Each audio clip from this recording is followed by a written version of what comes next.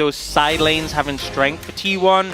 D+, as we said, strong pick for aiming that he can clean up with, but also mid-jungle power. And, you know, I think red side has advantages that can kind of dissuade that, but not necessarily a guaranteed thing. Now, T1 going to open up with the Ezreal ban. I definitely think aiming has shown really good play on it, and it hasn't felt like as much as a Guma pick, but he's still been pretty solid on it, so it's a bit of a surprise they opt to ban that on blue side, and it will give a lot more space to D+. They're banning the Ashe, they're banning the Azir, presumably the Rumble will be their third ban. Now, will T1 opt? We've seen a lot of teams ban Lee Sin here. I don't think it's warranted. I think LeBlanc is a much bigger pick, and they do take that off the card, so that LeBlanc Vi makes complete sense. Yeah. Ezreal, you know, we don't want to see them given over to aiming, but Rumble also coming through, so I don't think any surprise in those first 3 bans. Do T1 prioritize the Sejuani in this situation? Is the question, really. Looks like the Corki is something they're going to go towards, you know. A lot of AD carry picks in the mid lane, but I don't think they're really being Showmaker's forte. And it seems like they're really happy getting Faker on a solid pick here. Yeah, I think that's a solid strategy for T1. Also, Oner, he does have a pretty wide champion pool. I think just forcing him into Sejuani every game doesn't feel great either. So just picking up Corki, making sure Faker's going to be relatively safe in the mid lane is good. But the Lee Sin was left up, and does he just slam it here in Game 1 is a big question. Yeah, so Sejuani is the meta pick, but I feel like D+ have looked way better when Lucid's been on these bruises. I don't think this Sejuani's been as strong, but it's such a good pairing with the Renekton. That's the difficulty in these situations. They opt to go for the Talia. Could be for Showmaker, could also still be for Lucid, although we haven't really seen him play that. So expectation is just go on mid. Now T1, I don't think you pick Lee Sin into Talia. I'm just going to say that off the bat. One thing to take into account is we do have a counter pick for Zeus into that Renekton, so it'll be interesting to see what he can pull off here. And it looks like he might just be going towards that Kennen. Very much Zeus has been the player who will pick these ranged champions into Renekton and just bully them, just make them have a horrible time. Now T1, I feel like they could pick up an AD carry here if they're concerned about being banned. I don't think there's a major concern. There might just be jungle. They have plenty of AP in their composition with the Kennen already, so they could just go Sejuani if they're trying to be safe, trying to be a bit standard. See what Oner wants to bring out. Yeah. Could also look for a Oner, you know, an Oner pick. Poppy is one of those, actually, so they're just going to go for the Poppy, opting to not go for Sejuani here. So this works really well for the playstyle of T1, because as we said, they love having strong side lanes, they love leaning towards it. Poppy's so devastating in those early dives in side lanes, so if Renekton gets low in the Kennen matchup, slam him into the wall, finish him off, easy kill. And definitely if the Lee Sin was going to come in now for D+, would have a bad time in the Poppy, so it looks like D+ going to go for the Maokai. A lot of team fighting power. Not really the combo we were hoping for from Lucid and Showmaker. These two picks work well together, the point-and-click CC into the knockback. But again, I don't think it's going to be a major challenge for T1 in the early game, even though in the 5v5 it's going to have a lot of strength. And now, go to the next rotation, I think Kai'Sa should be a ban from T1. Honestly, if they just ban Kai'Sa's area, I wouldn't be too surprised. Yeah. D+ trying to trim down the strong laners that T1 can go through. Any Draven bans? Potentially. I think a big advantage, though, is D+ being on red side. They get counter pick support, which is so important in a matchup like this. It's huge, and we know that Kellen also can play some champs to a really big degree. Now, Senna's going to be the target here, actually, and has been something that Guma has gone back to many a time, so I don't even mind that. Not expecting a blind Draven. I was going to say, actually, Kalista left open, and aiming's been good on it, but I think now you're just probably going to pick up the Kai'Sa. They banned the Zeri Kalista. I think you just take the Kai'Sa. The one thing with the Kai'Sa, though, is you almost always pair her with a melee support, an engager. That does mean that T1 might be able to pick something that does well into that. You know, potentially like Draven Renata, and you don't really want to take a range support with the Kai'Sa. So we'll see, but I think it's his best pick. I think it makes sense. And they opt instead to go for the MF, so not trying to pick up a pick that is great for aiming, but instead going for some team fight and laning power. I think in particular the laning phase of the MF is strong. Very concerned about opting into the Kai'Sa and being punished by T1. So let's see. Jhin, another thing that Guma has gone back to many a time. It's great for setting up with the Kennen. We see the Draven hovered there, but as you mentioned, the MF is pretty strong in that lane. I was thinking also about Leona, just, you know, curiously left available. I feel like just, you know, they want to target the AD carry, so Leona gets left through. And they will pick that first. It's great into MF as well, because obviously she has to stand still to ult to just drop a solar flare. Yeah, you can counter that. I think a lot of supports, even the engaged ones like Alistar, can struggle to reach MF when she ults. Leona always has that answer. Yes, MF's going to have cleanse, but your ult still interrupted. The job is done. Let's just see what is picked up here by Guma. He was hovering the Draven and the Jhin before. Looks like it will just be the Jhin. When, as you said, the Kennen sort of opens up on a team, you have that follow-up. We've seen like Viper have fantastic games on it. And now the pick for Kellen. Alistar has kind of been his favorite he's gone to into Leona. Could also pick the Braum though, very popular into the Leona, and the shield has a lot of value into the Jhin. Even if it only blocks one shot, it can drastically reduce the damage output from him. So they will lock that in. So I think overall, not a hugely advantageous bot lane matchup for T1. I think D+ did a decent job mitigating that. I am concerned about this Renekton though. Zeus playing Kennen into Renekton with the Poppy to assist could be problematic. And ultimately, the mid jungle from D+ doesn't inspire huge hope from me in how they've been playing so far. I think ultimately the tools are there for D+, but you know, it's just about that top side I'm a little bit concerned with. Yeah, I mean, that's something we didn't talk about leading into the draft very much, but Zeus, you know, if you do give him counterpick, he will be able to utilize that to a big degree. I thought maybe he would just go back to his very favorite Gnar, but instead he goes for that Kennen that has been played a lot more recently, especially into the Renekton. And that is going to give him a nice little advantage up there. I'm sure a lot of people wanted to see some crazy duo from the side of Showmaker and Lucid, but instead we just get Talia Maokai. Feels like they're kind of just almost not really playing their game, but almost trying to neutralize what T1 are doing and trying to just draft a team fight comp. Yeah, it does feel that way, which, you know, I don't think necessarily is a bad strategy. Clearly planned a lot coming into this. I think one thing with the bot lane matchup feeling very neutral, it does mean you can focus attention top lane. If you find a counter gank when Oner goes in, if the timing is right for Lucid or Showmaker with that Weaver's Wall, maybe you can stop T1 in their tracks. Well, this is a very interesting draft moving into the first game. Let's see how it all pans out as we hop into the Rift for game number 1.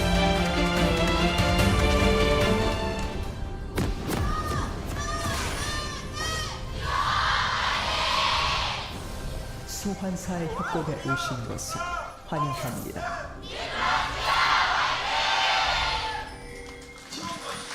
Here we go, game number 1 of this first series of the night. T1 up against T+ Kia.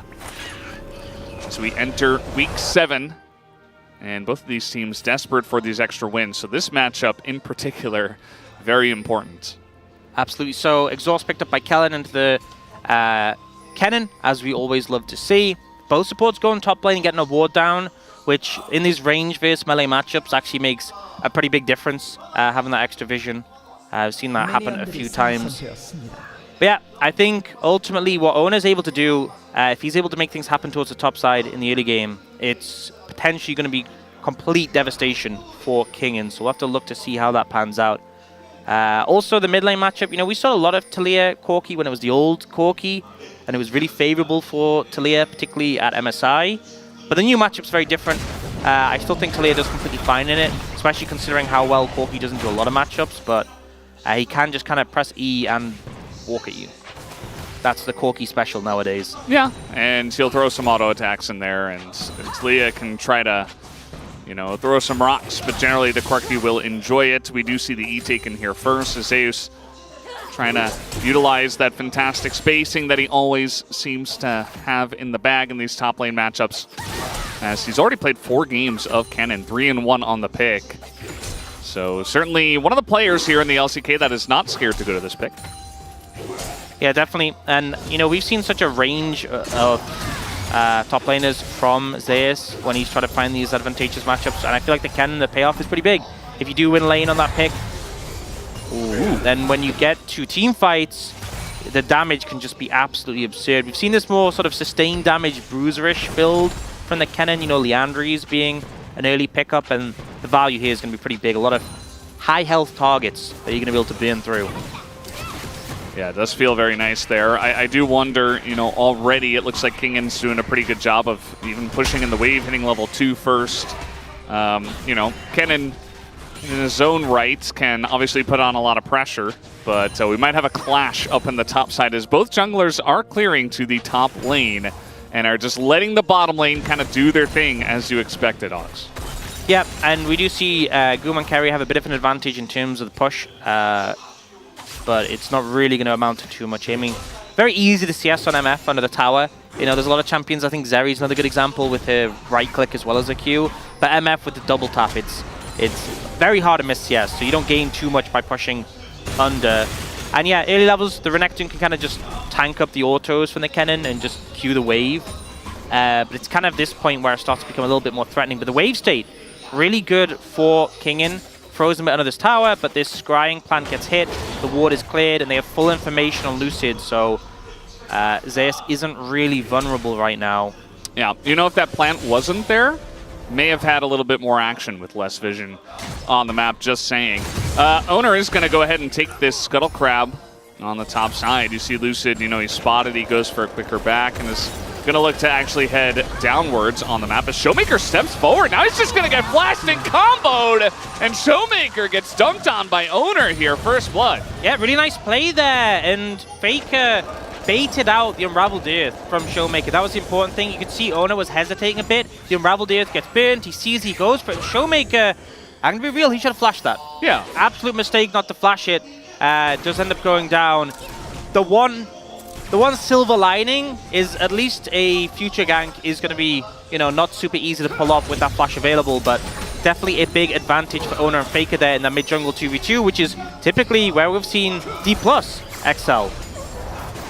Yeah, and this is what kind of worries me for the side of DK, as now Lucid very far behind on his clear and hasn't been able to affect the mid lane yet, and Showmaker, you know, has to go up against a Corki that already has the Merc Treads now, and it's not going to be a fun time for him already behind, as we'll take a look from his point of view. Flash? 이게 벽공이 닿네. That hit against the wall actually landed. So he didn't think he was going to be stunned. Yeah, he thought the angle was a little bit better, so didn't want to flash. I feel like, you know, from our perspective, it's easy to go, oh, well, yeah, of course it's going to connect, but when you're in the moment, like, you think maybe like a couple more units and it wouldn't have connected. Just made a judgment call, ended up backfiring, and you could tell he was frustrated about it. But as you said, big advantage for Faker. Merc Treads already, not only is the MR nice, but also hitting a seismic shove, hitting any skill shots becomes a lot harder when tier 2 boots already completed, especially with fleet footwork in the bag as well. Faker can kind of just navigate away from Showmaker's skill shots. And I think when we talk about the impact on the side lanes, Showmaker having a good lane on Talia with the Weaver's Wall would have been a great win con for D+ to be able to apply pressure elsewhere. That's not really going to be a thing right now when Faker is kind of zoning him out. Yeah, I mean, it's pushing into Faker, and he's just keeping it right there, and Keria's already up here, as is Kellen, as we might have a little bit of a skirmish for these grubs. Lucid just kind of watching for now.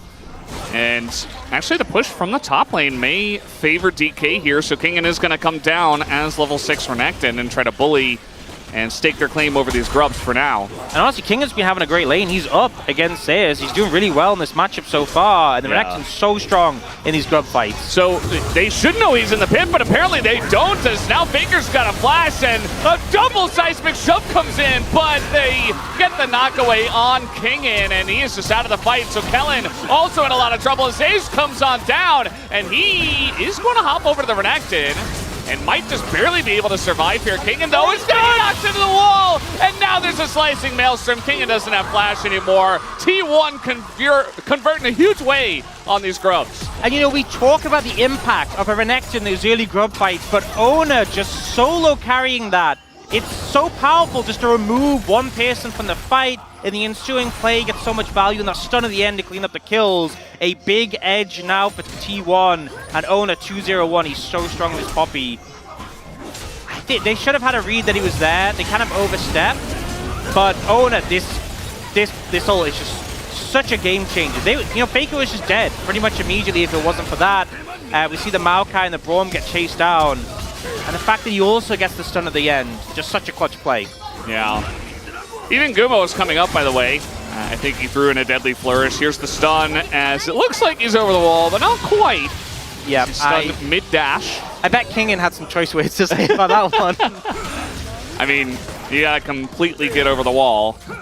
Otherwise, Well, that's going to happen. His tail was stuck in the wall, and it got pinned to it, you know? Renekton's a relatively long champion. You saw aiming, he ulted the bot wave. He was trying to push in, but Guma's able to get down there as well. Doesn't miss anything. And right now, on the top side of the map, especially in the jungle, we see a huge lead for Oner. And T1, as a team, more than 1,000 gold ahead already. Yeah, and considering the top matchup was going so well for Kingen, he ends up going down, ends up losing the flash as well.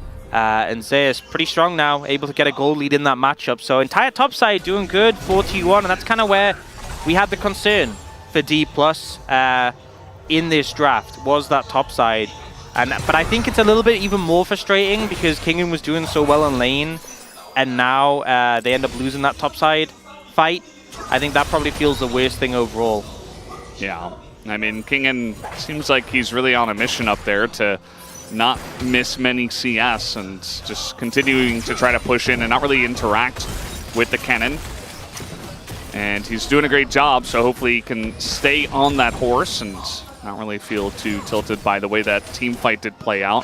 Feels like Showmaker, 13 CS behind, is not in a great spot just yet, but at least he has stabilized. Doesn't have his flash yet after that team fight. As Lucid is here hanging around, maybe looking to make a move at that dragon.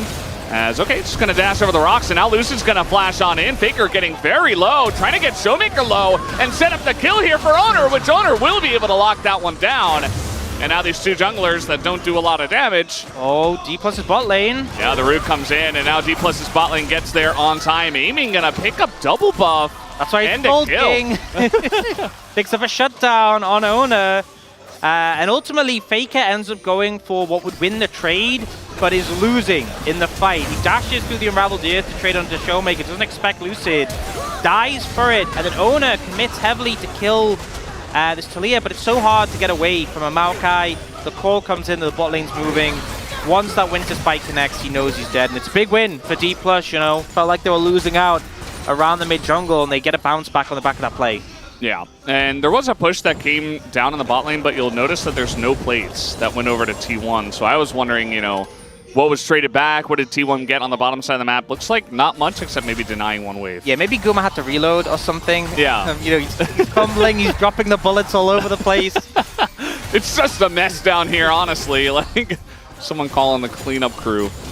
Yeah, I mean, we haven't seen too much advantages gained for the bot lane on the back of just, one side moving, the other side getting a push. I mean, Aiming got that plate earlier, but that's about it.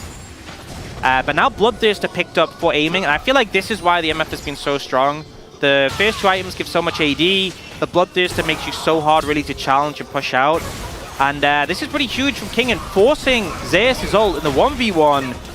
I mean, it didn't feel like T1 wanted to contest the dragon anyway, but without the cannonal, no shot, they're going to go for it. Yeah, and the early Ocean is really going to help out in that matchup, especially for the Renekton, who is taking a lot of harass, who does have a relatively large health bar eventually here, and should be helping out all the lanes as well. As we do have red buff here for Aiming, he really wants to land that one shot. Thankfully, that Blast Cone is there to deny us from any other action in this one, especially with the grubs coming up. Does look like DK Lucid there does want to start on this one. Yeah, and to be honest, with Zeus' ult still down, I'm not sure there's too much you can do in this situation. You can see Keria's nowhere near. It looks like he's potentially setting up a play onto Showmaker. T1 are just opting out. Considering the first big fight we saw in this game was so favored towards T1, D+ are doing a good job of navigating back into the game. Now the trade-off is going to lose some plates here. Keria's moved down. He was spotted on a ward, so Showmaker was ready to back away, but this is the trade-off. Grubs for D+, a couple of plates for T1. And Keria sticking around, but we do have Oner down here on the bottom side of the map as well. Keria not looking to get involved in that battle, yeah, but Showmaker's not able to approach the turret. I'm not sure Leona and a Poppy have the damage to kill a Braum, but they will force Kellen away and secure even more of a lead here for Faker. You can see in this matchup in the mid lane, significant advantage over the Faker here. Yeah, and there's really not much that Showmaker can do, at least on the bottom side. Yeah, don't know what happened. Aiming ulted, so I guess he got caught in a bit of damage from that. Yeah, Guma still has Cleanse and Flash, so I guess maybe he just walked it off. And he'll go for a back now. Oh, and Aiming, stepping up and using the E just to interrupt him, I think he did there, so Definitely, it's so hard. We talk a lot about these mid laners who cause a lot of issues when you're trying to contest mid priority. Ezreal, you know, the old Lucianami was a big one. MF as well. Like, Guma cannot walk up to aiming because he can get slowed and he just autos you and out heals all your damage. Obviously, MF is a bit easier with no mobility. Like, there's no escape, no dash to evade engages. But the movement speed from Struck combined with Cleanse Flash, I don't think there's much T1 can do to get on top of aiming unless he makes a big misplay. So it's just Guma weathering the storm right now. You can see that mid tower down to 2 plates only on T1 side. And they can't really do much in return because Kellen can just block the Jhin autos with his shield. Yeah. And, you know, even a couple of plates in top lane for a Renekton into Kennen. And part of that is because Lucid was shadowing up there, you know, allowing to pressure King into pressure, but also Kingan's continuing to just win that matchup. Yep. In the top side. It's kind of insane. We've seen so many, I mean, we saw in the pre-show, it was like 2 and 6 Renekton was last week. We've seen so many Renektons just get absolutely bodied in the 1v1. And Kingan's been having a fantastic game so far, matching up to Zeus in particular on this Kennen. Waiting for the E here from Zeus. There it is. Uh-oh, he does have Flash, but I don't know if he gets away from this one. Not without his E and a Maokai ultimate coming in. I think Zeus is just going to be rooted and taken out as Kingan sets it up once again. Beautiful patience, beautiful setup, and now Herald is for sure going to be D+. They're even TPing Showmaker in to defend mid, and with how low that mid tower is, it's just going to go down with the Herald easy as anything. Yeah, I mean, they might just be able to push in as a squad here. Oner's going to go for the helicopter and try to push them away, but a stun into the wall now, and Kellen, but they have to eat the MF ult. There's now another stun comes in from Keria, and down will go Kellen. Ton of damage was done. Meanwhile, Faker just taking a bottom turret, is going to get the first turret of the game, so that's a nice win for them. But Rift Herald and a turret on the top side for DK. Yeah, so T1 managed to defend for now, but not for much longer. Oner, yeah, he's going to flash away and barely get away from that one. Now Guma's going to have to abandon ship and just give up another turret to D+Kia. Yeah, even with that kill onto Kellen, still a humongous advantage for D+. They don't even need the Herald to get the tier 1 mid. They get the tier 1 top, and Faker, who's pushing the tier 2, I think he's just dead. We do have Oner coming over with this ult. Also, the angle of that wasn't great. Here comes the ult. Lucid's gone as Faker, he is going to actually try to fight this one. And with a couple of teammates, they are going to fight. As meanwhile, Zeus's TP doesn't get too much value, but there is a Drake coming up. As it's getting pretty hectic here on the Rift. Yeah, really nice ult there from Oner just to disengage and keep Faker safe. Managed to get him out, managed to extract him, but he doesn't get that tier 2 regardless. And here, just great patience from Kingan, waits for the E, as you said, and as soon as that's down, Zeus doesn't even burn the flash. He knows there's no way he escapes from the situation. Yeah, just accepts his fate. This was the mid-fight where Kellen thinks, okay, I'm Braum, stand behind me, but Anna just dies. Yeah, steps up too far forwards, and Keria's ult immediately to follow is beautiful. Okay, trying to go for a dive here on a Kingan. There are so many members on the top side of the map as Kingan barely going to go down. They almost left him alive there as Lucid, if he was a couple of seconds earlier, maybe he saves him. Tries to flash to block the damage from the Jhin, but doesn't end up achieving anything. This is kind of what we're talking about with the Poppy dive threat on the Renekton. But unfortunately for T1, look, Kingan has been laning so well, never really saw a possibility for that before now. But they find a good play. They find this angle. They know they have to make it fast. They're converging, but they expect a return play. So it's basically throw down your CC and get out. Keria throws a CC, starts running, same with Oner. And they narrowly get out of tower range before Lucid's ult arrives there. So pretty good play from them. They do have the gold lead now. That dragon is up. Yeah, Infernal Drake here, so make sure you got your, your focus in on the Drake Ox. Seems like they're not actually playing for the Drake though, T1. You can see Faker going topside again. Ping's coming out. Looks like they want a repeat play, but Oner was spotted on a ward. Kingan should see this coming, and he will just clear the wave out. He doesn't seem to care. He's just like, yeah, I can clear this and survive. Now he's just trying to run away. It is only Oner. Yeah, he knows the wave gone. Faker can't get to him. Oner alone isn't enough, so doing a good job of playing defense. And on the other side, not only do D+ get Dragon, but they also throw the Herald down to help with that push. They may get a second charge on this if they really want to. And it's Mountain Soul, by the way. That is a good one for them. Huge value for, I'd say, both teams in this game. But yeah, especially on the side of D+Kia, I suppose, with all their tanks and an MF, as now a wall's going to come down. The amount of value they're getting in the bottom lane is pretty huge at this point in time. Looks like they want to get an inner here. Solar Flare comes down on aiming, who just throws in a cleanse, and we get a Slicing Maelstrom. Meanwhile, a dive on the top side, as again, Kingen says there's no wave. Yeah, Kingen doing a great job disengaging. Naaman actually waited a bit with his cleanse, and I feel like he baited Zeus into ulti. Yeah. So great mind games there. Does take a bit of damage, but he's got Bloodthirster. It doesn't matter.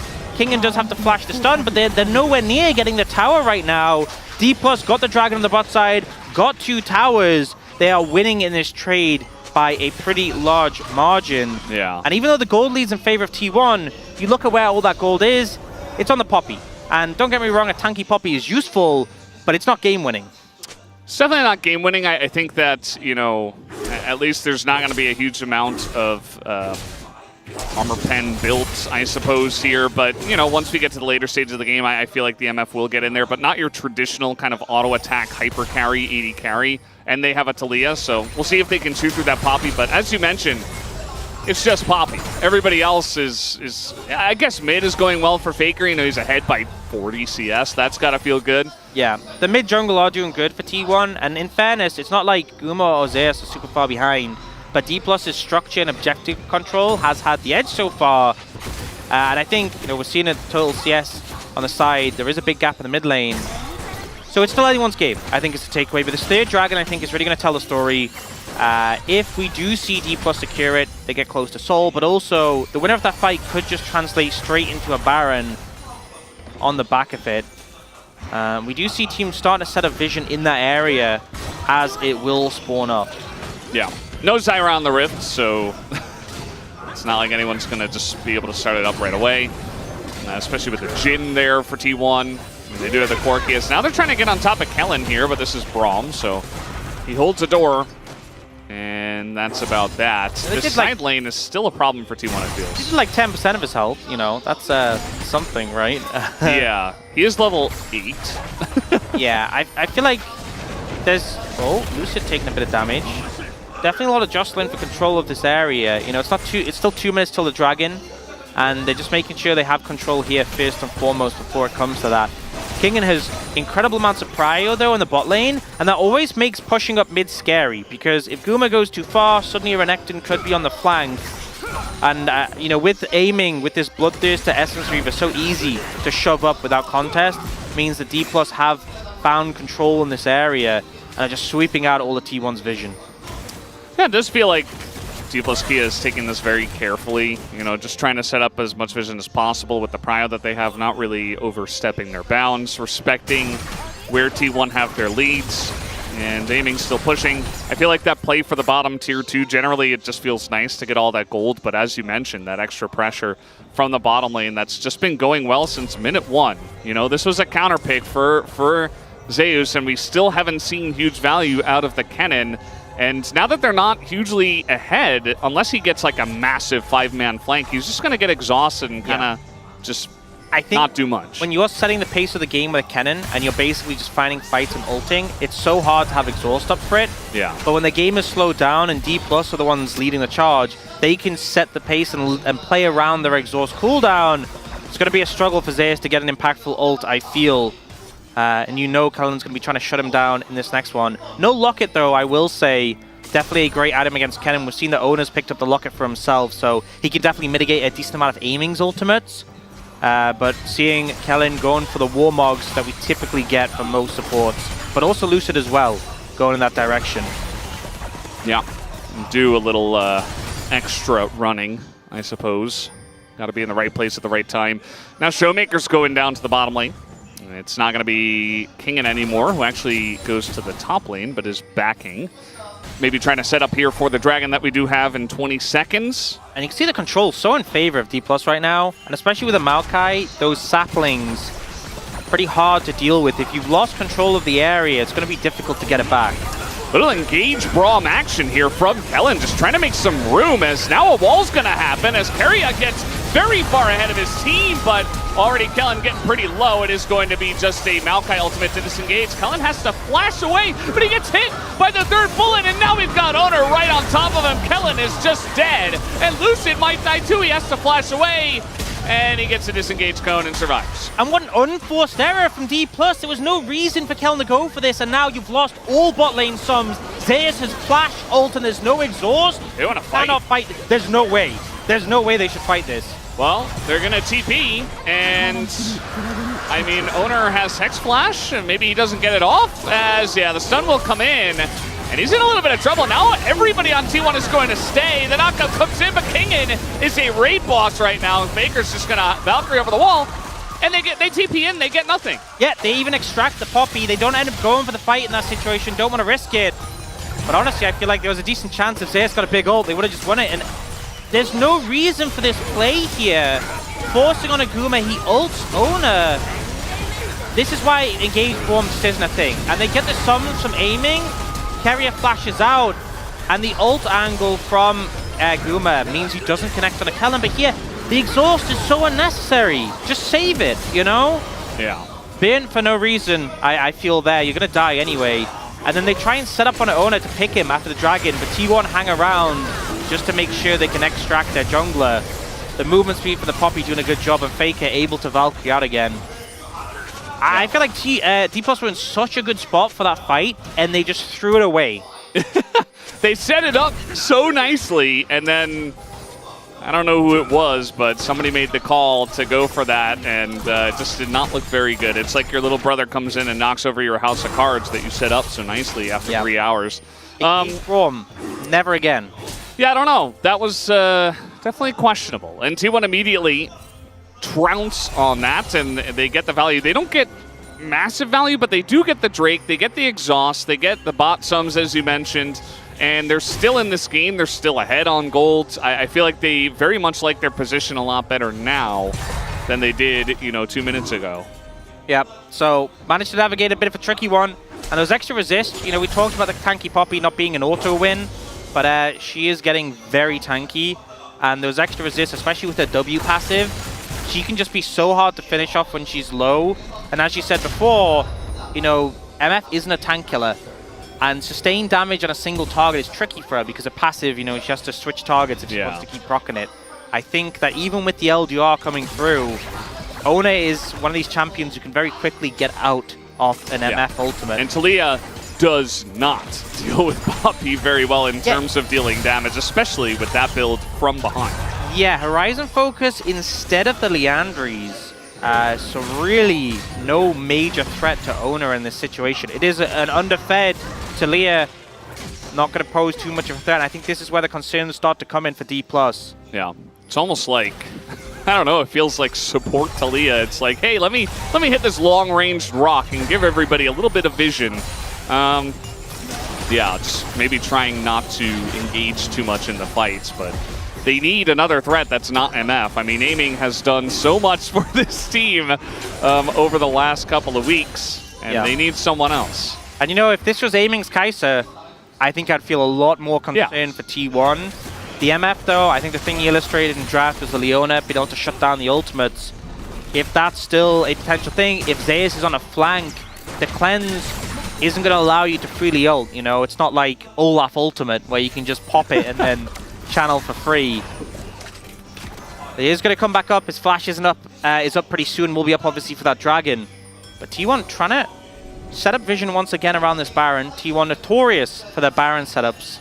They did just have 3 people walk right past a ward, which was kind of unfortunate. This ward here you can see in T1's blue side jungle, just a little bit north of where the blue spawns. I feel like D+ have had a ward there pretty much the entire game when they've had them freely available, and it's had a lot of value as spotting T1 members trying to make a move towards top lane. Also could be huge if we get Kingen hitting level 16 and getting like a huge flank. If T1 are really trying to pressure onto the Baron and they don't clear that out, you're going to have a Croc in places you don't want to have it. And it's at least for the side of T1. So we'll see how that goes. Still a very even game. And it does feel like both teams are kind of slowly just moving towards getting ready for this dragon spawn. Yeah, definitely feels like the focus is just around playing for these dragons, and you know, all those sums that we'd been earlier hasn't really led to anything. They're back up, obviously. You know, in the moment, not having sums means D+ were hesitant about opting in the fight, but now they have them back up again. The exhaust is available for Zeus' ultimate. We do see Oner now with 3 items on that Poppy, and there's some good items. Infinity Edge comes in for Guma. That's a pretty big spike, and Faker's well past his 3 items. Yeah. And why did Oner even build MR? Like, I don't know. Is it really even worth it to build the 1? There's a decent amount, you know, getting thrown about. It still gives a lot of health. Yeah. They give you a shield as well. Tank the saplings. Sure, sure. Now we are just trying to fight here for this one. Kingen is on the flank, and he is level 16. But the dodge from Lucid, he will not be denied from this pit. It just comes down to a flip, and it goes to Jin.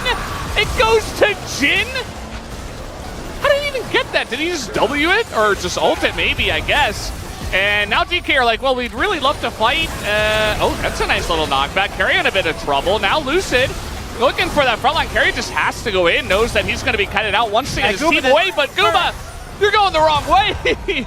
Okay, well, he is actually just going to run up through the top jungle and get away. I don't know about Zeus, though. This is... He's buying time. A tree in a hard place. They're trying to, like, threaten Baron. That's not going to happen with 3 people. Okay, well, here comes King, and he's just going to flash on them. He's got aiming nearby, but King is just dead. And, yeah, Poppy's unkillable, so I don't know about this one. Kellen in a rough spot, but aiming running into 3 people. Has to flash away and baits Kellen in as well. Aiming is just going to die. As once again, D plus Kia dropped the ball. T1 immediately picked that one up. And Faker picks up 2 kills. And D+ just get rushed into the play. They lose the dragon on a flip. They have Zeus dead to rights, but the rest of the team try and force something like, hey, Zeus is going to die. We should make something happen. They get baited in, and the Poppy value comes up huge, shutting down King. And now they are starting this Baron. Showmaker and Lucid are there to defend, but it's 4v2. And with Keria there, I'm not sure Lucid's going to get anywhere near. Yeah, I mean, you just get stunned away. He does have flash, but yeah, there comes Keria over the wall. There goes Oner as well, just zone them away. But now he's got the pit! He went out of the pit! No way! And Lucid just going to come in and say, thank you very much.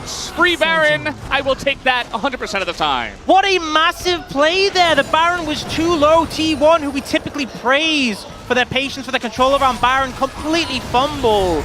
And we'll see the play here. It's a great dodge from Lucid. He then pops the ult. Oner starts to disengage. And I guess... I think he just autoed it. 4th shot? No? It wasn't even 4th shot. Maybe no, it wasn't. I have no idea. I couldn't see. Was it Jin Trap? Like, I honestly don't know. We'd need a slow-mo, and that was going pretty fast.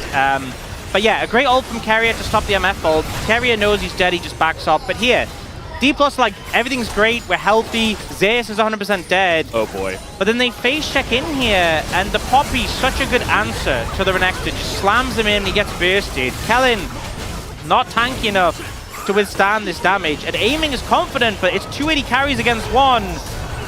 You don't win that. And at this point, I'm like, wow, well, T1, that might be the game-winning play. But Lucid... Oh, the flash! Oh, oh, just a little late. Gives him the free ride in the Baron. It's like literally everything that could have gone wrong went wrong for T1. You see how stunned they were? Because no one expected him to pull that off. Fantastic from Lucid, and now Baron in favor of D+. Gold is even. I mean, Engage Rom. Yeah. Still not working. It's not working. Trying to pitch it. They're like, stop trying to make Engage Rom work. Yeah, they don't have that much great engage outside of Lucid flash Wing, which, as we know, is not good for Lucid or for Maokai, really. He's more of a disengage kind of, you throw up your ult and you say no to everybody that's coming at you. But yeah, other than that, it's like Braum. The problem is, if you throw the ult in, Oner blocks it, and Oner is so tanky, it's like, it's so whatever. Yeah. So yeah, D+ definitely having some struggles with closing the distance on this one. Renekton getting shut down heavily by Oner on this Poppy. But all in all, D+ not really finding much with this Baron. I think part of the difficulty is they'd already taken a lot of structures, and these deeper structures are harder to get. But T1 still focused on this mid-tier 1 tower. Dragon in a minute would be the 3rd for the team. T1 really want to take this down before it gets to that point, but you can see D+ in full force to defend. Yeah. Faker will respect that. And, I mean, at the end of the day, I think everybody on the side of T1 also knows that, okay, unless we get flashed on by Maokai, who, by the way, they should know he doesn't have flash. I think they're very aware he doesn't have flash. They will know that he does not have that because he just maybe pulled back the game with it. I probably imagine like 10 to 15 Maokai flash pings after that Baron. Maybe more. And now Lucid is just getting engaged on. He might just die. He's gonna Twisted Advance though. He's still alive. Gets his ult out. And they save Mr. President somehow. But Kellen and Lucid super low. Down will go Kellen. Faker just gonna, well, shoot him. And T1's still desperate to take this T1. I don't think they're gonna get it. Faker? You don't do that much damage to towers, Faker. I think the problem is, though... This game, man. D+ were actually fine if Kellen didn't die.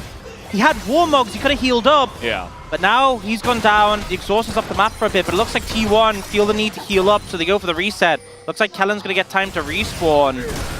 You know, despite this being super close, Oner so tanky here, face tanks so much damage, and Lucid narrowly surviving thanks to Kellen blocking. But this would be fine for D+ because of the double Warmogs, but Kellen just oversteps. There's no real reason there. Unfortunately, D+ doesn't seem to amount to anything. You can see Kellen moving over, but he might be too late. They're already doing the dragon. They could just get this and get out. Yeah, Lucid almost has his flash, but it's a little bit too late. He is in the pit. There. Okay, there's the ult. I was like, what? And Kellen just single-handedly cost them the dragon by stepping up. That you have Warmogs. Play for it. Yeah. That wasn't great. And now we have 3 Mountain Drakes here for T1. Yeah, this Poppy, we've talked all game about Where's how his Warmogs? He doesn't want Warmogs? You only need Warmogs if you lose health. Yeah, I guess. I mean, to be fair, he did lose a lot of health in the last fight, but definitely going for more resistances here, going for the Thornmail next, which has a good amount of value. It's a lot of armor, but also it cuts down on Aiming's healing, and he is nearly full build now. You can see Guma nearly has that LDR, big spike for the Jhin. Faker already has his Infinity Edge. So T1 really approaching some big spikes, and you look on the other side and Showmaker, he now has that Liandry's, but he's still so far behind. Yeah. Not really posing that much of a threat, and I think with a composition like this, with Showmaker behind, with Kingen struggling to have impact against the Poppy, if Aiming's ult is low value, you just lose the fight on Oner. Yeah. And he outruns it. POG Oner is his name from, well, he did leave the pit on the Baron, but I think he did everything else very well. I can forgive him for that. But, but also Lucid with a clutch play in return. I don't think anyone else really is vying for that POG on the set of T1. Maybe Faker's had a decent game. Yeah. He did. He does have 415 cents. He did right-click Kellen when Kellen walked up. True. That was a really strong, powerful play. It was a very clutch right-click. Yeah. Say that. Third Mountain Drake in the bag. Mountain Drake, or Mountain Soul Point. And it denies it from DK, obviously. Yeah, QS has picked up from Aiming. And again, like the value of the cleanse against the T1 composition is huge, but these cleanses don't change. Don't make it so you're able to just free channel an ult. Yeah. Honestly, I don't think we'd see it ever, but even like an Edge of Night could actually be a value buy to stop the Keria ult to deny. Yeah. Just an interesting thought, but going for the mix him in this situation, and both teams posturing again around the Baron River. Kellen threatening. He'll engage if you allow him to walk at you. I feel like T1 should just like kind of move back and forth right in front of Kellen and be like, hey, we're very vulnerable here. You might want to engage Braum on us. Take a look at that mid-item value gap at the moment. Over 4,000, the difference. A decent amount. Kingen once again pushing in the bot lane. And you know what? I honestly feel a bit bad for King because he had such a fantastic lane. But then he's playing Renekton in a Poppy Leona in the late game. Yeah. Yeah, not having the most fun. Can't really push into the cannon either. I mean, yeah, he is still ahead. Cannon with Zhonya's and ult, it's not like you can dive that. Yeah. So he kind of just pushes the wave in and looks to move. But there's a lot of good vision from T1. You can see in the bot side covering. They're scanning around the Baron pit and they're missing every single ward. There's 2 around the Baron, 1 over the wall here. Oh wait, they missed that! They even missed it with the plants! And I've seen this before. That's a root. A little bit of damage. Okay, Kellen's just desperate to get away, but man, Faker does so much damage right now. Forces the flash. No flash, no ult on Kellen. How will D+ engage now? Yeah. It does feel pretty silly, but that's been what they've been relying on. And now they're starting up. Lucid has flash. Lucid is here. Don't 50-50 it again. They're gonna. They're just gonna. Okay. Well, he dodged the ult, but the timing. They burst it down. T1 get away with the Baron. Yeah, good coordination, and the timing is perfect because it's still a minute 15 till Dragon. Often teams will be waiting for that Dragon to spawn and try and threaten the Baron in return, but they get Baron. They can reset, they can push out, they can get control, and look to secure Soul. So huge for T1. Definitely in control now, and Kellen's had a rough one. You know, him losing the pressure there allowed T1 to set up for that Baron and aiming. Sorry, not aiming. Lucid wasn't even able to get there in time. I think at this point, D+ are starting to feel a lot rougher about how their team fights are going. Yeah, I would say. We do have the finished Scimitar here from aiming. He is full builds, but he's still MF into a Poppy that's unkillable. And a Leona that's going to be right on top of him. I think it's just difficult to keep everyone in your ultimate. Guma has Cleanse, Merc treads on 3 members of T1. You know, it's going to be hard to root people up and make them sit inside your ultimate. Oh my, see that damage on Showmaker from the Jhin? Yeah. I think, you know, we've seen a lot of useless Jhins in the LCK. You kind of forget how much AD he gets in the late game and how even something as simple as like a trap into a W could just do that to a squishy. Yeah, and Guma's been one of our best Jhins. Maybe just our best Jhin in the LCK, as Lucy's just going to engage here on a Poppy, nearly dies, but now the knockout, and Faker's just going to go down in the front line, just get Seismic shoved into the team, and now Oner's got to back away. T1 can not fight over this one, and they had Baron. This feels like a game of volleyball. We're just booping the ball back and forth between the two teams. Good catch though from D+ there. See, they were toying with the idea of Oner and decided against killing the Poppy. Mostly because it wasn't really an option for them, but they find Faker and now they can apply the pressure. Guma dodges the engaged Braum, but the turret is definitely going to go down. And D+, just when it started to feel like the game was slipping away, they find their angle, they find their way back in. Now Showmaker threatening with a wall. Yeah. He'll throw it up, and that should... Okay, we're just going to stun the front line here. Keria in a bit of trouble, but the Oner ult does come out, but it's not enough, as that only hit the Maokai. And yeah, they get another pick. So now DK, they've got a little snowball rolling here in mid, looking for this inhibitor at least, even into Baron. Not carrying with the man advantage, just able to push in and take mid inhibitor. And you can see Guma looking for an angle there. With the rapid fire cannon, he could have done a ton of damage to aiming, but doesn't quite have it ready. A sequence of mistakes from T1. Oner, I know he's tanky, but he's got to be a bit careful. Yeah. At this point in the game, there's just so much damage that tanks even have to be careful. I think at least Oner is very tanky, but the supports, they're so starved in gold, as is in pro play, how it always goes, so they are easy targets. We see the replay here, and Faker had to flash the Seismic shove. You know, we saw Showmaker in the laning phase not flash when he needed to. A lot more impactful at this point when Faker doesn't, so ends up getting caught out. And this play, Keria Celestial opposition and Aftershock and W feels tanky, but you know, you have one item as a support at this point of the game against full build MF. You're just not going to be able to survive. Guma now has his rapid fire though, and that is a big spike.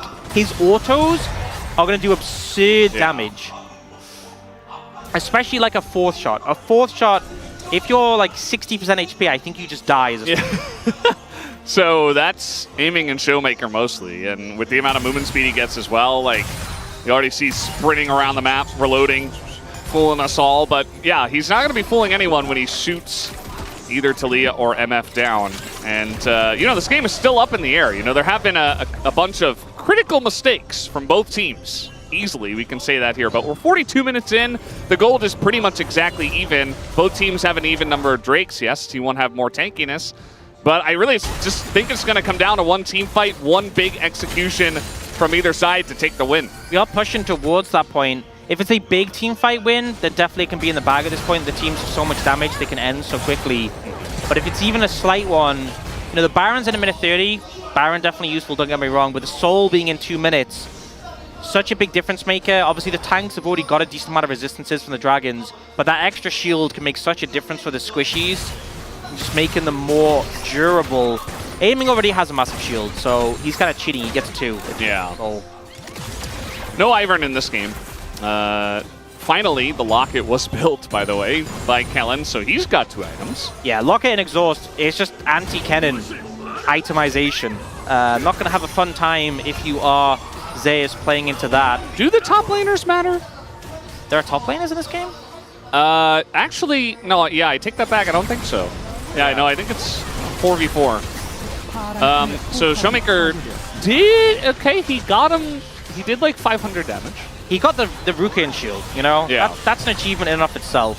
But not as strong as it used to be when the Iron Fist came out. But D+, set up well, get the tier 2 top. You can see how quickly they can take those right now. Aiming had sold his boots for GA, so he's gone beyond the full build. He's gone full build. Even further beyond? Yeah, at this point. That's slow. Oh, okay. Engage Braum again. They are going to get Guma, though, in a really rough spot. He nearly dies as he's able to back away. And Engage Braum actually pays off here for DK as now Jin ult's going to be open up. Guma trying to do his own impression, but that's not going to do nearly as much. And now I see the top laner, Kingen, just standing in front of the team. The meat shield is his function, as now DK just going to play with all this vision. And they will take the Baron. Engage Braum does something. Guma doesn't want to burn summoners there. He's like, I am not burning summoners to an Engage Braum. He refuses. Nearly dies for it. And is so low now. The reset has to come in, but T1 to focus. And like, we don't care about Baron right now. We care about Soul. A little bit of extra AP and AD. We'll just tank it. But they managed to disengage from the situation. And Guma a little bit overextended. He tries to auto for the movement speed. But Kellen flashed Qs, and then he's like, you know what? Oh, one more tick, he's dead. Calculated. And then Oner's like, oh, please leave me alone. But he's very tanky, so it's fine. And now, we get a setup for Dragon. Aiming's ult is coming up soon. Lucid's is as well. Kellen's is too. Everyone has sums apart from Kellen losing that flash. But those ult timers is going to be critical when we're setting up for this. You can see D+ starting off the Dragon, and T1 trying to move in. Yeah, we'll see how this one goes. We do have the Weaver's Wall up, and Oner's going to be on the opposite side of that. It's just going to be, yeah, taken down by DK, and now Keria's caught on the top side. Down will go the Leona, and they still have 2 minutes of Baron buff, plus Mountain Soul, plus 5v4. You see that double shield on Aiming. So much to burn through, and remember, he's got the GA and the mix. He actually has very high resists with those double Mountain Dragons for an 80 carry. He's not going to be an easy target to punch through. Zeus was already having a bad time. It's just gotten worse. If he's trying to take down any targets in D+, this game's been so back and forth, but they've regained control right now. Just trying to push here for the mid inhib. They're going to taxi this cannon minion in, and they will take this one down. As meanwhile, there's the engage, this time from the Maokai. Oner does get an ult away, and he is so tanky, but Faker will be the first one to go down. And Oner also very low. Lucid nearly loses his life. Looking for that top turret right now, and they should be able to take down this inhibitor. See, Oner nearly gets shredded there, but does just survive. So tanky, but Faker down. 5v4. Zeus needs a monster ult here if they're going to make their way into this game. He hasn't had a big opportunity. Now he's going to throw it in the exhaust immediately, and he just dies. He just pops like a balloon, and Guma desperate to do something in this game, but it's not going to happen. D+ Kia will finally take game number 1. Even losing Showmaker there right at the end. They don't care. They just want the victory.